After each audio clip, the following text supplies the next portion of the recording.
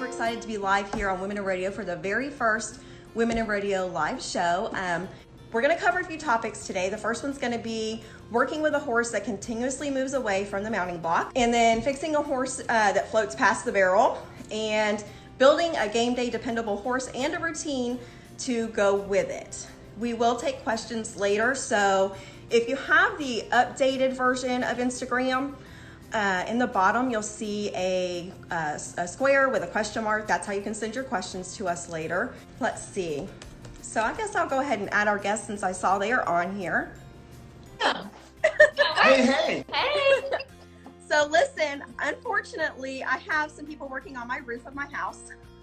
They are taking a break right now. Hopefully that won't be like a problem, and you guys won't hear all that.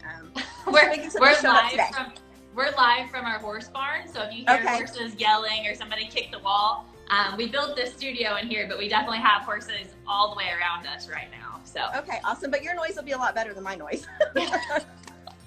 Okay, so go ahead and give us all, before we get started, a little background on both of you, what you have done, and what you're known for.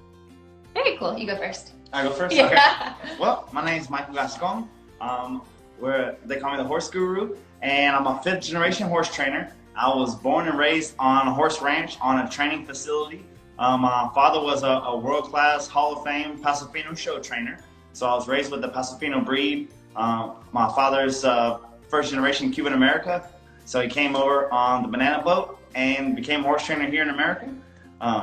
I've been doing that my whole life, and when I became a trainer, I showed for about a year, and I was lucky enough to have a great year and decided I didn't want to do that for another 30. So I discovered colt starting and horsemanship and decided that I wanted to go down this clinic path. And it was very rough early on. It was hard to get business being in the sticks of Mississippi. And I started fiddling around with trying to make a viral video. And I failed and I failed and I failed and probably failed about 100 videos. And finally I made a video with an inflatable T-Rex, and it went viral, got over 100 million views. And oddly enough, as soon as that happened, at that time, I had a lot of show horses, and I couldn't give away a clinic. Even though I was, from the time I was a young boy, national champion, world champion, probably over 50 national titles to my name, and world championships, I couldn't give away this information. I couldn't give away a clinic, and I wanted it so bad. And I had one silly little viral video, and I got a call from Germany, and they said, "Hi, we don't have any gated clinicians or trainers over here. Would you like to do a clinic?" Oh, wait, let me look at my schedule. My schedule had nothing. Oh, sure, I can do that. And I went over there and did a clinic, and when I came back, oddly enough, a lot of Americans started saying, "Well, man, he just did a European tour. He went to Germany. Maybe we didn't see what he knows." And I started doing clinics, and it's just snowballed from there. And I've been in this blessed and lucky position to get to go all over the world. In the past 5 years or so, I've been to 19 countries, working horses in all of them, been to so many different horse cultures, worked with every breed that you can imagine. I lack Africa, and I've been to all the continents and ridden horses on all the continents that have horses. And Antarctica. Right, and Antarctica. I don't think there's any ponies there. Polar bears. Polar bears. But my whole life is just about growing and learning. My life goal is to be the most educated horseman that's ever been, because I want to have been with as many different disciplines and mentors and styles and cultures of riding as possible. And that's really kind of what we pride ourselves on, is evolving horsemanship by getting out of the normal one discipline. This is what I do. This is who I am. I'm a show trainer, so this is all I do. I'm a jumper, so this is all I do. I'm a dressage. No. I want to be a horseman. And there's never been a better time in history that you can reach out to somebody, I mean, on the far corner of the world that you don't even know. Hey, can I come learn with you? And that's kind of been my whole career. I've taken over my family's ranch probably about 7 years ago. And we've gotten to this point. We're lucky enough to get. We're located in South Mississippi, about an hour from New Orleans, in a town called Poplarville. It's not very popular. And oddly enough, we have, in my career, I'm a 5th generation horse trainer, 1st generation people trainer. So all of my career, I've spent all my money on a Western hotel and cabins and cowboy quarters, so people from all around the world can come hang out with us and learn the way of the horse. And we get visitors in from all over the world, from Australia, New Zealand, all over Europe, Canada, South America. It's amazing how far and wide people will come for their love of the horse. And that's kind of what we do now. And now we're in this blessed position where we get to work 400 or 500 of the most problematic horses. Every weekend we're somewhere. Before this craze is going on, she had me booked up where I had one free weekend for the whole year. So that's kind of what we do now. So for me, first, thank you so much, Heather, for having us on the show. When I was talking to Michael about this, and I told him, so you're going to go on Women in Rodeo, and you're going to do a live talk. And he had that moment. I said, your niche market is women. Like that everybody who gets on here is somebody that you're going to cater to and what you do. And anybody who has anything to do with rodeo at some point or another, you're working a horse, you're going to have a problem. So it's like, there's relevance. You'll figure it out and you'll love Heather. But I have a little bit different background. So I come from a family that has nothing to do with horses. Nobody in my family wanted anything to do with it. They've never had horses. And from the time I could talk, that's all I've wanted. My family finally got sick of me talking about that when I turned 11, and they bought me what every good horse person should do for their daughter, a 3-day-old baby and a broodmare. And so I grew up with him. I watched my John Lyons videos. I had a couple lessons. I volunteered for a therapeutic riding center whenever I was in high school, and kind of decided, after I finished sports and everything with high school, that I had already planned to go into an animal-related major in college, that I was going to take my horse with me and really make that a big part of what I wanted to do with life. So went to college, and 2 years into school, I was on the ranch horse team. We had different equestrian teams, and was in the Horsemen's Association. And I heard that there were trick riders coming to perform at our college. So I went and watched them, and at the time, Shelby Chittum then was the owner of the Trixie Chicks. She's the founder of them, and she's also my best friend now. And I saw them perform. I said, you know what? This is what I'm going to do with my life. It combines all of the athletic parts that I loved doing sports in high school with my love and passion for the horses. But what I didn't realize is that ultimately that would become my full-time career. Not only finishing out school, trick riding full-time, but that becoming my full-time occupation after college, and being what ended up where we got together, and how we met was through him reaching out to all these different disciplines and wanting to learn about them. And thankfully for my benefit, trick riding was one of the things that was on the list that he wanted to learn. He wasn't good at it. He's retired from trick riding now, but I don't look great in Spanish. Was it a short career? It was a very short career. We're good at the relationship, and I'm good at the business side and helping run things with that. I'm not such a good coach when it comes to a sport that's already pretty hard on your body in the first place. I figured out that I'm not very sympathetic to anybody outside of children and other people that I train. I guess I kind of had that thought process that because he was a guy, and because I'm a girl that does a lot of guy tricks, that he should just be able to do all of these things. Okay. That Assumption is the fatherhood of error. Yeah. I So love that's kind of how we met as well. Okay, well, before we go any further, I'm going to do a shameless plug for our sponsor, which is Ortho Equine. And I wanted to give you guys actually the chance to talk about them, because I watched your saddle video and you talked about their saddle pads. So I thought you might be able to give some insight on the saddle pads. Absolutely. So we ended up figuring out about Ortho Equine through Women in Rodeo. Whenever I was living in Missouri, we had the Women in Rodeo for Missouri. And that's kind of how we got in touch, and we had met through Facebook.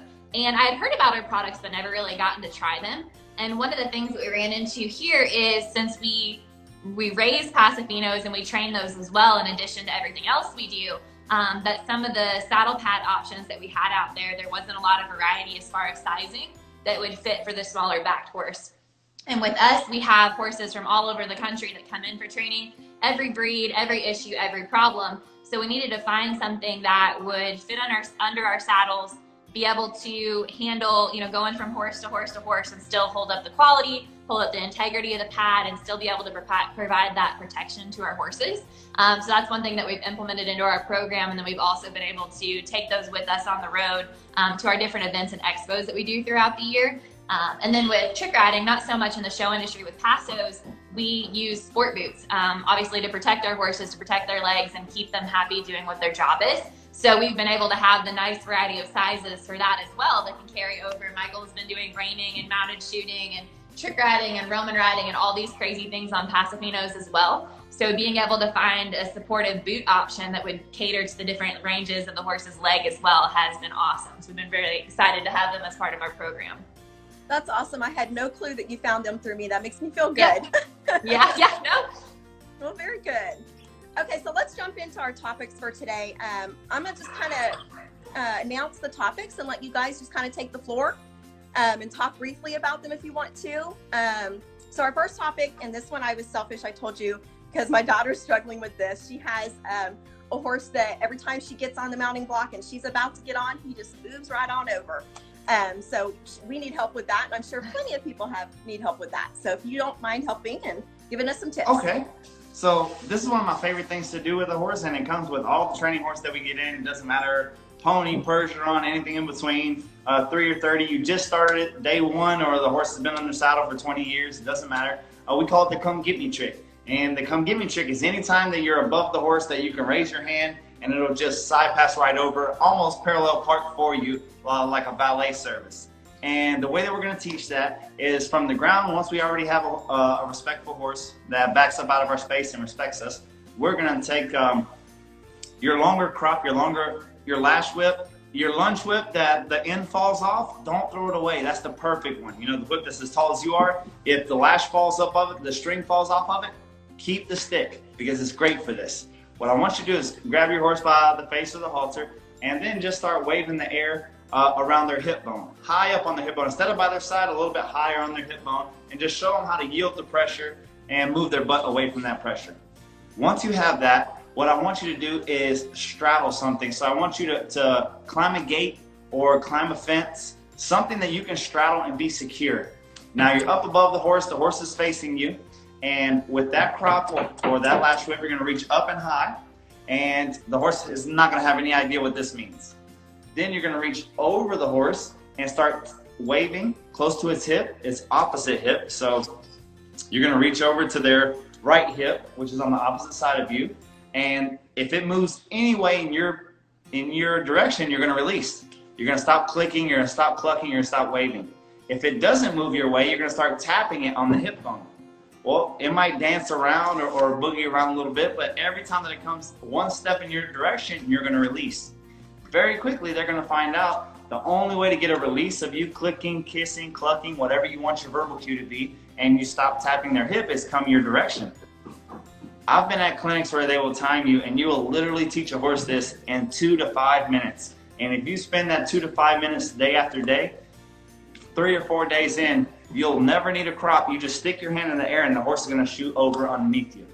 The reason that this is so beneficial and so amazing is it's the only way of mounting, the only training system of mounting a horse I've ever seen that there's a physical repercussion for doing wrong. Everything else is desensitizing or waiting or shaking the stirrup or dancing around. This is, come here or I'll spank your hiney. Very quickly, you don't need day one, you'll do this once or twice in a row and you put your hand up and they'll come over. Pro tip, I want you to start on something that you're stable. The reason you start on a fence or a gate is if they take that pressure and bump into you, it's no big deal. You're not going to fall off of the fence. You can continue to pressure them, or if they try to jerk away from you, you can hold on to them. If you're on a mounting block, if they pull against you, you have to let go or stop clicking because they'll pull you off the block. And if they bump into you, you have to stop clicking because they'll knock you off the block. So start on something solid, a fence or a gate. From there, move to a picnic table, the tailgate of a truck, the fender of a trailer, and then the very last thing that you're going to do it on is the mounting block. If you do it in this order, you can have any horse just parallel park. It seems like magic almost.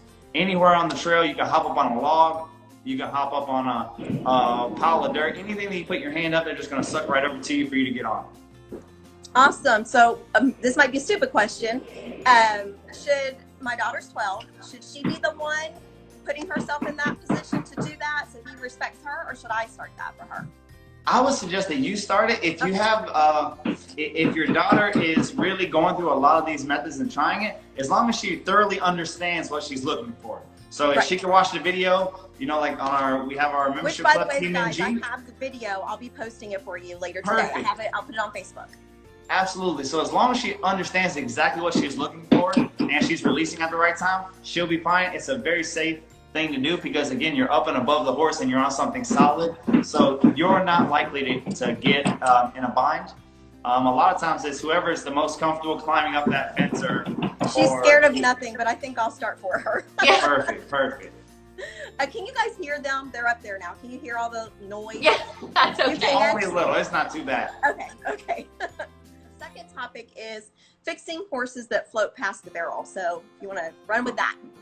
Absolutely. So one of the things that helps me so much, I'm a professional colt starter, and colt starting just means you get any breed of any horse, from Arabians to warm bloods to quarter horses, Mustangs, and as quickly as possible, you want to get them handy where you can go to work, where they can go to their second trainer and learn whatever discipline that they're going to. But a lot of times jumping trainers will send the horse to me to start. Reiners and cutters will send the horse to me to start to get the solid foundation on. And one of the things that we do is we have a video called The Power of the Circle. And what we do is we'll put 3 barrels or buckets or sticks or children or anything that gives you a visual aid, and you're going to circle around it. And you're really going to keep your eyes focused on whatever you're circling. And I want you to think about it like this. A good finished horse, you steer with the outside leg or your outside hand. So that means if you're circling to the right, you're looking to the right, and the outside reins touching their neck, the outside leg. But the repercussion is the inside hand. And what's going to happen is this. Whenever we have a very young horse, second or third time under saddle, still doesn't know how to stop yet, we let them go in this arena with these buckets. Well, they have no idea what that means, so they try to take off with us and go fast. Well, we look at the bucket, and if they don't listen, which of course they're not going to because they don't know yet, we're going to take our inside hand and bring it over our hip and disengage their hindquarter, but just enough that they disengage and we let go and keep them going forward. You do that once or twice, and the next time that you suggest that they turn where you're asking, they start listening. So disengaging the hindquarter is how you give them repercussion for passing that barrel, floating past the barrel. Well, then you say, well, I have barrel racers and they crash the barrel. Okay, now if they try to crash the barrel, instead of you warn them, and instead of putting your inside hand over your hip, you're going to bring your inside hand across their shoulders. You're going to bring their face towards their shoulders and pick their shoulder up with their face, essentially. Very quickly, that horse is going to take your suggestions, because if they can't run away or float away from the barrel because you disengage their hindquarters, and they can't crash in on your circle because you pick their shoulder up with their own face, very quickly they want to stay in between your legs and in between your hands. Like everything with horses, the clearer it is, the more compelling it's going to be to the horse, the easier it's going to be for them to understand. And this just keeps it so simple that you get a horse that wants to do anything that you want to do. And the idea of having the 3 barrels in a line like that is if you get a horse that really wants to go straight, you're turning. If you have a horse that wants to turn, you're going straight. Very quickly, if you're always doing the opposite of what the horse wants to do, you'll have a horse that stops giving their opinion.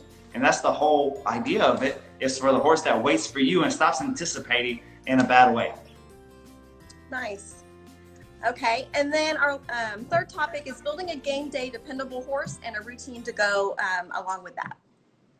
Absolutely. So I was raised in the show ring, and competing for national world championships, you could have won all year long, and if you lose on game day at the national championships, you had a bad year. And vice versa, you could have lost all year, and if you won the national championships, you had a great year. So there was so much emphasis on being cool, calm, and collected on game day, on making it count, making it work. And so much of the people who consistently in any sport or discipline keep ending up in the winner's circle, they know how to depend on their horse. They know how to have some consistency. What I mean by that is you see a lot of people work their horse, and their horse every day looks like they're problematic. They have trouble walking them. They have trouble leading them. So building a little groundwork system where they walk in the same place, they back up easy and lightly just by looking at them. And from the ground, they're soft and easy in a circle where they can just look at you, give you their face. You can yield their shoulders, yield their hindquarters very easily, and get their undivided attention. So the reason I like this we were raised in Pasos, so you couldn't lunge them to get them tired. So our lunging is at a walk. And we just want to see that, hey, with the roofers beating on the roof, you're still looking at me. You know, with we're in a new facility, you're looking at me. You're going on a new trailhead that you're not looking at the butterflies and looking for your other horses, that you're in the warm-up pen about to go compete against 40 horses, that their eyes aren't on the 40 horses, but that they're right here and they have tunnel vision. More like a dog that does obedience than your pet. And the horses that are able to compete at a high level on game day every time are horses that can lock in and focus on you. So your ability on working on that attention muscle and having them so hooked on you, just like a service dog or an obedience dog, is really what's going to make sure that you get the very best out of your horse on game day, and all of your practice wasn't for nothing. Because, I mean, if you dedicate your whole year of you and your horse and put countless hours, you want to make sure that that shows up on game day and that translates to success. Well, it's a very difficult thing if your horse does perfect at the house, and then whenever you get to an arena or you get to the game day, the nerves get to them and they lose all focus and attention, and all that work was for nothing. So you really want to get where you can get that horse's undivided attention, and it seems like they have tunnel vision on you, on the rider, on the handler, regardless of what's going on around them.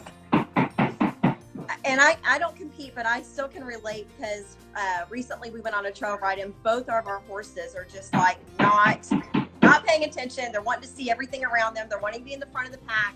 We fought that for like an hour before they calmed down. So I think that would even help me. Yeah, absolutely. Well, that's exactly, and that's really where we started talking on the subject more and more. In the show ring, we've done it for so many years, and my father was such a great at it that it was just second nature to us. And then when we got into the clinician work where everybody's a trail rider, it's the same idea. We want to pick on them at the house to have such good obedience, kind of like teaching your puppy not to chase the cat or chase the other dog while you're walking in the neighborhood. It's the same idea. Start picking on that attention where they give you the very little work that they do, and horses these days work very little, comparatively speaking with history, that they give us their undivided attention when they're with us. When you're on your own time, when you're in the stall or you're in your field, you can do whatever you want. But meantime, I need your undivided attention anytime that you're on the halter or you're under saddle. I need your undivided attention. And when you start building that consistency, that's what you're used to seeing. The day that you get to a trailhead that they're not used to and their eyes are all over the place, having something that can snap them back into, hey, pay attention. And the more that you work on that, it's like everything, the more you put into that ideology, the more you'll get out of it. And it's amazing the difference it'll have on your horsemanship. Yep, I love it. Before we go any further, I wanted to let everybody know, viewers, you can send us questions. We'll take some questions later. Try to use the little square with the question mark on it. That's how you can privately send me messages, and they'll pop up. But for now, let's move on. You guys have a Facebook group, and this was so intriguing for me. I don't know how it took me so long to find out. I wish I knew sooner, because I would have been jumping into all this. But it's called Horse Help. So tell everyone what you've been doing in there. I think that so many people could really benefit from your group. So we kind of came up with this idea. Everything hit us pretty hard. So beginning of March, we were on cloud nine. We came out of the Michigan Horse Expo. We had our very first standing room only, completely sold out, Never Give Up tour, which is our tour event that we've started. Basically, we wanted to combine what some of the other big name trainers have done, where they go and they travel and they have these big topic locations where they put on an event, but combine that with all different kinds of equine sports and equine entertainment, just to give a full blast, like everything's going on weekend where we can educate people. We had just finished that event at the beginning of the March. We got home. On the way home, we had all these big ideas. We had all these big plans for things that we were doing. Business was going crazy. Everything was awesome. 3 days after we got home, we got hit with the announcement for COVID. And there's been so many people that have been affected by this in such a negative way that immediately our minds went from all the things that we had planned and all the expansion ideas that we had to, we've got to figure out some way to bring people in the horse community together during this time. Make the most out of the fact that you're stuck at home, make the most out of the fact that people are in quarantine, and give people an opportunity to have some structure. Yeah, yes, you're in quarantine, but you have time at home, or if you have the availability to be with your horse, let's make the most of it. Like, let's take this time right before summer hits, Everything is going to blow over with time. So if you can use this time right now to get your horse to the level that you want it to be, fix any of the issues that you might be having, and really build your confidence, we developed this horse health challenge. We called it the 30-day horse health challenge. Today is day 45 at 3 p.m. We'll be going live again. And basically we went live Monday through Friday for our Horse Talk Live, covering all different kinds of topics, all different kinds of issues. We've taught people how to lay their horse down. We've taught people how to make their horse sit, do liberty, do obstacles, do mounted shooting, be comfortable on the trail, all kinds of things to really give people some goals and some structure to being motivated to go out there to work with their horse. So we took that group and we made it into different units. So like I said, for the last 45 days, everything's had a challenge. We've been giving away free prizes. We've been helping and answering questions along the way. Really just trying to advance everybody's horsemanship experience. We gave them all, anybody who joined that, we gave them a free 1 month into our Team MG Membership Club, which is our virtual video library that we put together, covering all the topics that Michael was talking about, all the different disciplines and things that we can offer. And so right now, for any of you guys that are on here, it's not too late. It's not too late for you, Heather, to get on there, because what we're doing is, as long as you get in by tonight at midnight, tomorrow is the last day of the challenge, we'll allow you to stay in that group. All of the Horse Talk Lives, everything is still on there. All of those videos are saved. So you'll get the entire month of May to go through there and watch everything that you want to. The reason tomorrow is our last day of the Horse Health Challenge is we are launching our brand new membership platform. So for the last year and a half, we have had this membership club, but we've kind of kept that with our in-depth group of friends, our group of supporters that we're really close with, to get feedback, see what it is that you guys like, what you don't like, and make sure that when we launch this on a global platform, that it's everything that we want it, need it to be for you guys. You're finding success, you're going through this process, and it's actually really helping you. And the thing that's been different about these videos, especially with the Horse Talk Live, carrying over into our membership club videos, is everything that we do, we don't sugarcoat things. We don't take out the horse switching its tail. We don't take out any bad attitude. We show you exactly the way it is. So then that way, unlike traditional horsemanship videos and horse training videos, you see what you're supposed to do, and then you see the end product. But what people don't show you is all of the things that happen in between there, where when you're watching the video, you feel like you're doing something wrong because your horse is swishing their tail, or your horse is trying to kick out, or your horse is chomping on the bit or shaking their head. And since those typical videos don't show you what it's like moving through that progress, we found that people get really discouraged by the fact that they're having all these issues and nowhere to figure out, that they're doing the right thing and to stay on the track and stay motivated. But that's kind of the whole reason we put that Horse Health Challenge together, and I'll send you the link for that as well in case any of your members, anybody on here, anybody on your Facebook group wants to try and join that before we close the doors to that. But we'll be doing a big launch. We're doing a soft launch with our membership. So the new website that we're doing is going to be open mainly just to our Horse Health Challenge members and our current members. And we're going to start really launching it next week, Friday. So Nice. It's been super exciting for us. I'm excited for you guys. Congratulations. Thank you. So much. It's been fun. I feel like we've had a camera following around us for all the different things we've been doing on this farm. We've been just trying to, one of our main goals is to grow this to the biggest video content library for the horse world, covering all the different disciplines that we possibly can, and just give anybody who, even if their only goal is to be a trail rider, the confidence to know that they have the ability themselves to take their horse to any of those different levels through the videos. That's where I was going to go with my next question is you guys basically have something, whether you're a beginner or a seasoned rider. So, and any Absolutely. disciplines. So I feel like this is great for literally everyone. Absolutely. You So know, the part of our program that makes everything very easy to understand and simple is one, he's a Cuban redneck from Mississippi. So he talks a little slow. He's got a little bit of a twang. But it's easy to understand. He's not going to use words that talk over your head. He's not going to use vocabulary that makes you feel inferior. Everything is at your level. And the big thing that we start with in our video series is what we call the respect series. We basically do grade school for a horse, and we start in preschool, and we give them the tests for every grade level from pre-K to 12.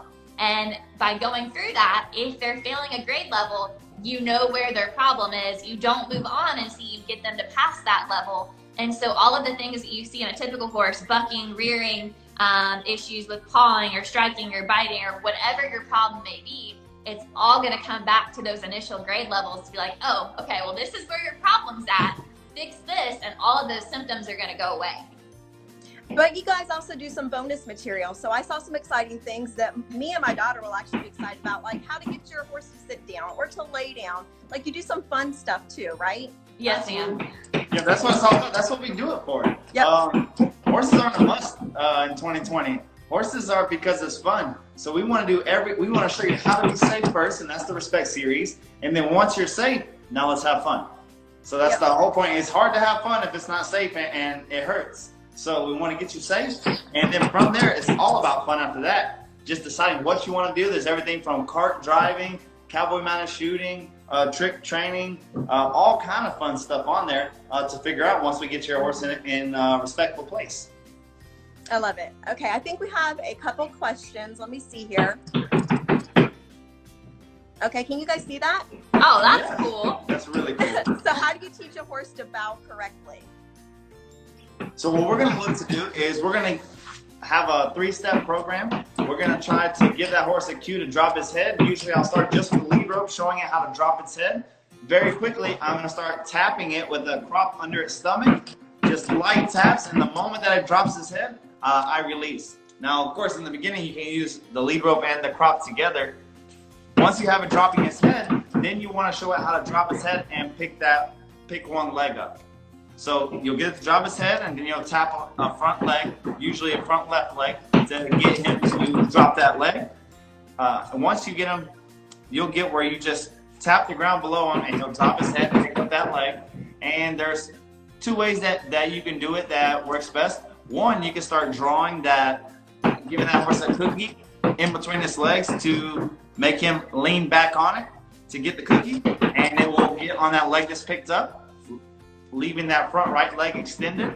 That's one way to do it. The other way to do it is once he has his head down and his leg up, to start tapping the one leg that's holding him up still. Either way works, and being flexible to the horse that you have is the best way to accomplish that. But that's the best way that you're going to get that one-legged bow. And of course, just join your group so that you can learn in more detail.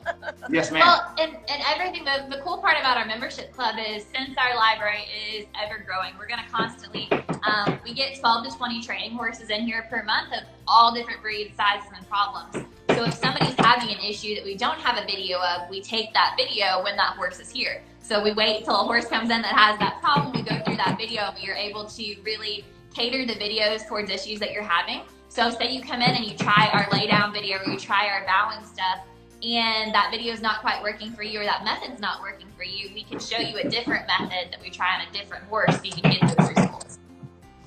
Like it. So before we go on, I have to tell you, I grew up riding horses, but we always had quarter horses.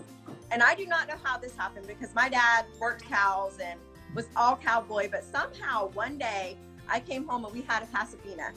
And it was the coolest horse. His name was Bocce.